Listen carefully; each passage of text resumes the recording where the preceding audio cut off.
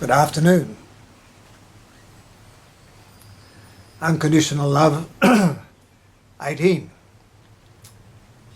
The Cathar Journey of Souls.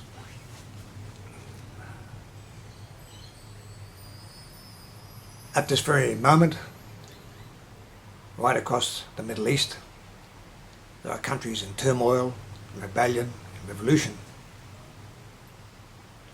This has happened, of course, over the millenniums, because people were all evolving towards freedom of speech, freedom of assembly, freedom of religion, freedom of travel. And it's a sad fact that power, those in power, do not like relinquishing power. Power is really given to the people. Unfortunately, the people have to reach out and take or fight one way or another for their democratic rights as citizens, to be treated ethically and humanely and with decency by their governments. Well, not many are going to argue with this, apart from the people who are in power.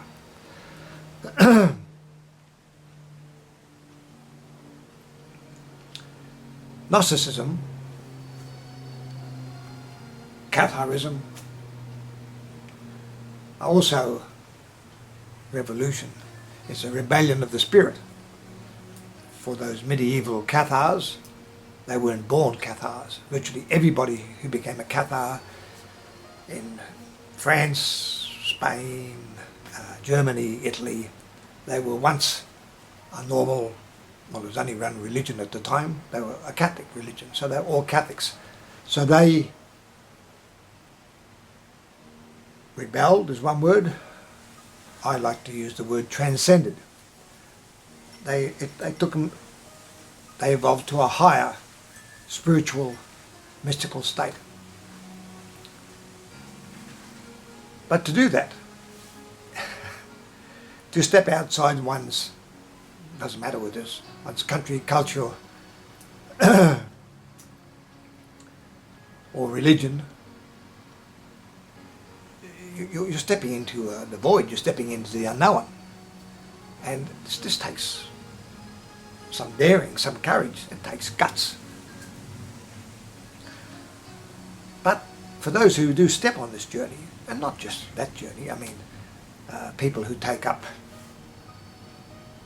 well, they say most people have a tremendous fear of public speaking.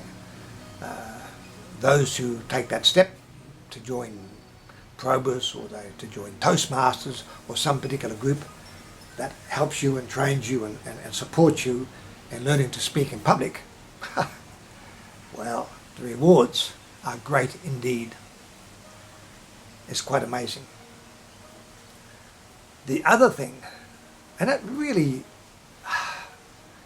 it helps you develop your own personality. It helps bring out your core personality. And after a while, of course, people delight because, for instance, we would say Toastmasters. At Toastmasters, if you say something or stand up and do something, you are applauded. For some people, this is the first time they've ever been applauded in their life. It's a nice feeling. Another thing is dancing. Doesn't matter what the dance is, but I suggest that it's a dance that you dance with somebody else. I mean, disco is fine, but you're really having a party with yourself. But if you take up, be it Argentine tango, Ciroc, ballroom dancing, salsa, you're having to work with another partner. And two people have to work as one. And believe me, there's an amazing rewards there. Certainly, you meet people. Certainly, you become fitter, you become healthier. The rewards are many and varied and great. So virtually anything. But To rise above culture is to be cultured, is to take the best of any culture, to be charming, to be kind. There's a universality of culture. To rise above country is not to not love your country, but to become a citizen of the world. Even more, a citizen of the universe. To rise above religion is not to denigrate anyone's religion, but it's to see the whole picture. Because we have, with our religion and our cultures, we have all these varied ones. They can't all be right, they can't all be wrong. Maybe none of them are right, and maybe none of them are wrong. Actually, I'm reminded of a joke. It's not exactly naughty, but it resolves regarding the variation of cultures. And it appears that on this train, there was in this carriage, in this compartment, there was a priest and a rabbi, a Catholic priest and a rabbi. And the Catholic priest thought he'd have a little bit of a dig at the rabbi, and he said, Rabbi, the rabbi said, yes, Father. He said, look, I believe that you Jews, you don't eat pork. Well, we said, oh, no, we said, we don't eat pork. The priest said, but tell me, he said, did you ever try it? Did you, just to see what it was like, did you ever try it? The rabbi said, oh, well, it's a little bit personal, but I'll tell you. He said, yes, he said, I did try it once. He said, I had some bacon, and it was actually very, very nice. Oh, so it was okay. The train went along, and the rabbi said to the Catholic priest, Father, I believe you priests are celibate, that you don't have sex. And the priest said, oh, he said, yeah, that's right. He said, tell me, Father, did you ever try it? Did you possibly once, but did you ever try it just to see what it was like? And the priest said, oh, that's an extremely personal question. And the rabbi said, look, Father, all in good faith, I answered you. I feel you should be answering me. So the priest said, yes. He said, well, he said, yes, sir. He said, I did have sex once. He said, to try it, and yes, but only once. And the rabbi said, Father, it beats eating pork, doesn't it? So I eat pork and I have sex, so it's what the hell.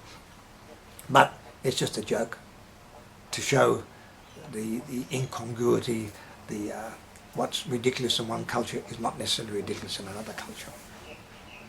So by being cultured, we can appreciate the best in all cultures and also see the things that are stupid or ridiculous or sometimes barbaric in other cultures. The rebellion, revolution, the Cathar journey of souls. It's, as I said, the Cathars, they're all Catholics. There may be the odd atheist, I don't know. But they moved or they consider that they evolved above that religion. And for them, it's a step into the unknown. It's a revolution of the soul. And no matter who takes that journey into the unknown, there are rewards. And of course, the other thing is, if you find that it's not going the way you want, you can always come back. There are no rules. But there is one book out, he actually put out a few books, but it's called The Journey of Souls. It's this one here, by Michael Newton. Now, Michael doesn't discuss Gnosticism, it's not mentioned in the book. All he's on about in that book there, and I certainly recommend it to you, is about death, dying, and what happens immediately after death. But this is from people under deep hypnosis. Now there's atheists, there's Christians, there's people from all walks of life. And although they die differently, and the process of dying, as we know, can be painful, But the experience of death itself, no one says it's painful. In fact, it seems to be euphoric. Death can be delightful. The actual moment of death. Invariably, the person is looking down and they say, oh, that looks familiar. That's me. Who's this? And they realise they're dead. Then there's this journey. It goes upwards, and always at the end of this tunnel, or this tunnel-like effect, there's this brilliant, amazing light, which some people have actually seen before. Some people had the experience of having that. And if they're a Christian, they thought it was Jesus, Christ. If they're Buddhist, they thought it was Buddha or Allah, depending on what religion you happen to belong to. But in every single case, it was their personal spirit guide that met them at the end of the journey. This Michael Newton, he said that after 15 years, thousands of people that he hypnotized, not once has Jesus or Buddha met anybody. No, that's not to say Jesus or Buddha isn't, but he hasn't struck it. Invariably, it has been their personal guide. And the other thing is, when they arrive over there, they talk about their past lives, so it's reincarnation, what they would like to do in the next life. So it's to learn, it's a process of learning, a process of understanding. All this is basic Gnosticism. The fact that we are born, we are created, we live our life, we return, and we keep going. And in each case here, we're trying to quite apart from our families and normal living, there's invariably some purpose to our life. And though so many people died without fulfilling that purpose, they got caught up in real estate or drugs or sex or just whatever, alcohol. So in many cases, it's regret the fact they haven't carried out the purpose that they came here for. God is never mentioned. Every time he asked about God, they souls refused to talk about it. The one time that I can see in the book that it was talked about, it referred to as the source. And he said, why don't you talk about God? He said, because when people talk about God, they make it a personal God, and that's personalizing the source, which it isn't. Again, this is Gnosticism, Catharism. So when I read this book, and then he had another book, because of the success of this book, and he went on and he wrote The Destiny of Souls. I certainly recommend those two books, and they do explain so much of what's happening, and it is under deep hypnosis. And although each have a different story, the process is the same for all, irrespective of whether you're religious or irreligious or atheistic. And it's an uplifting and an extremely optimistic set of stories. And so this book is outlining really the Cathar journey of souls. On that note, I will bid you adieu for now. Bye.